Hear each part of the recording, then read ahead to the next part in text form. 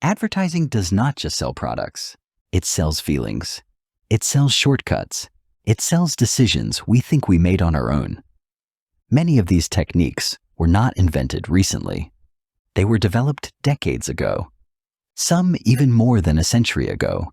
And despite changes in technology, culture, and media, they still work today.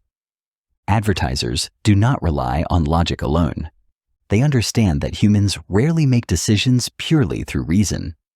Instead, attention, emotion, and perception play a much larger role. By tapping into psychology, advertisers shape how we feel about products, how we judge value, and how quickly we decide. These are some of the most powerful psychological tricks ever used in advertising history. Number 1. Scarcity. Limited time only. People tend to value things more when they appear rare. Scarcity creates a sense of urgency. It triggers fear of missing out.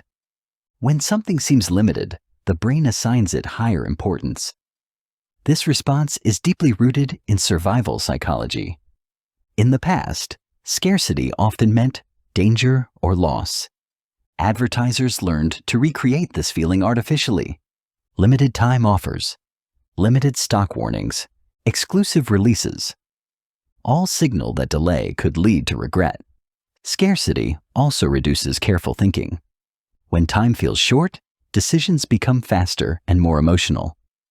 Behavioral economists link this to loss aversion. The fear of losing something feels stronger than the joy of gaining it. This is why scarcity remains one of the oldest and most reliable persuasion tactics in advertising. Number 2. Social proof. Everyone is buying this. When people are unsure what to choose, they look to others. This behavior is automatic. It is a shortcut for decision-making. If many people approve of something, it feels safer to follow. Advertisers have used this insight for decades. Crowded stores, testimonials, ratings, reviews, phrases like best-selling or most popular. All serve the same purpose. They signal acceptance. Social proof became especially powerful with mass media. Radio, television, and print allowed advertisers to show scale. Large audiences created the illusion of universal approval. Psychologically, this connects to conformity and herd behavior. Following the group reduces social risk. In uncertain situations, social proof becomes even more persuasive. Number 3. Authority. Recommended by experts. People naturally trust authority figures. This trust forms early in life. Parents, teachers, doctors, and leaders shape how we learn. Advertisers learn to borrow this trust. By associating products with authority figures, they reduced skepticism. In the mid-1900s, this tactic was everywhere. Doctors recommended cigarettes. Scientists endorsed household products. Professionals appeared in lab coats and offices. Authority removes the need for personal evaluation. If an expert approves, the brain feels permission to agree. Even implied authority can be effective. A confident tone, formal language, scientific imagery, all suggest credibility. This trick works not because people are irrational, but because trust saves mental effort. Number 4. Repetition. Say it enough times. Repeated exposure increases familiarity, and familiarity increases comfort. Psychologists call this the mere exposure effect. The more often we encounter something, the more positively we feel about it. Even when we do not consciously notice repetition, it still works. Advertising relies heavily on this principle. Radio jingles, television commercials, billboards along daily commutes. Repeated slogans become mentally fluent. Fluency feels like truth. Over time, repeated messages feel reliable, even if they carry no new information. This is why disliked ads can still be effective. The goal is not immediate approval. It is mental presence. Repetition ensures that when a decision moment arrives, one brand feels more familiar than the rest. Number 5. Emotional association. Sell the feeling, not the product. Emotions drive memory more strongly than facts. Advertisers learned this early. Rather than listing features, they began pairing products with feelings: happiness, love, success, security, belonging. Over time, the product itself becomes linked to the emotion. Coca-Cola is a classic example. Its ads rarely focus on taste or ingredients. Instead, they show joy, togetherness, and celebration. When emotions are activated, the brain bypasses detailed analysis. Decisions feel intuitive rather than calculated. This technique forms the foundation of modern branding. People do not just buy products, they buy how the product makes them feel. Number 6, anchoring. Was $200? Now $99. The first number we see matters more than we realize. This is known as anchoring. An initial price sets a reference point. All future judgments are compared to it. Even if the anchor is arbitrary, it still influences perception. When a high price appears first, a lower price feels like a bargain. Retailers use this constantly.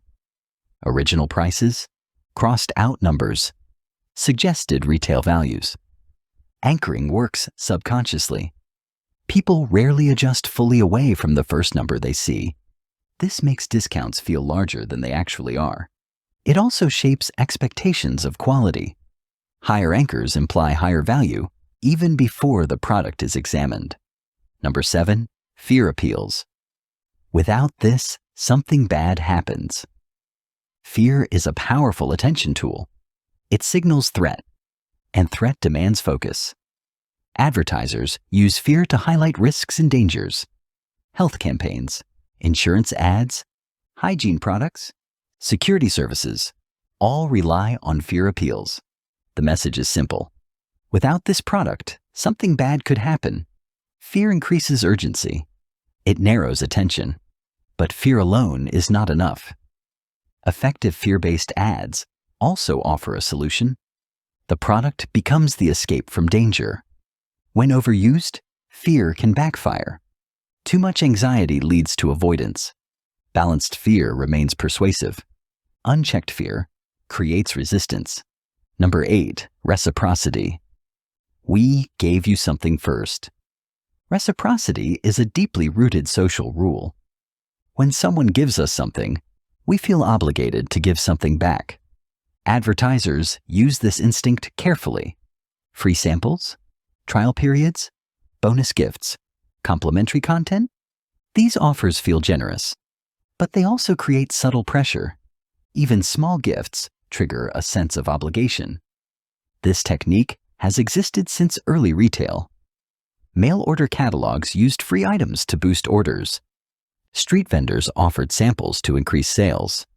The product may be free, but the psychological cost is not.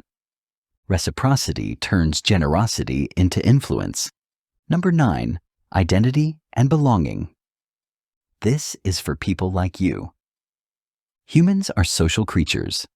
We define ourselves through groups, culture, status, lifestyle. Advertisers tap into identity to create connection. Products become symbols, not just tools. Owning something signals who you are, or who you want to be. Fashion brands sell belonging. Car brands sell status. Tech brands sell identity. The product becomes part of self-expression. This makes choices emotional and personal. Rejecting the product can feel like rejecting the identity. That is why this technique is so powerful. Number 10, framing. It's all about how it's presented. The way information is presented shapes how it is understood. Framing does not change facts. It changes interpretation. 90% fat-free sounds positive. 10% fat sounds negative. Both describe the same product. The brain responds differently to each. Framing influences perception quietly, without triggering resistance. This technique is widely studied in cognitive psychology. It appears in politics, medicine, and marketing.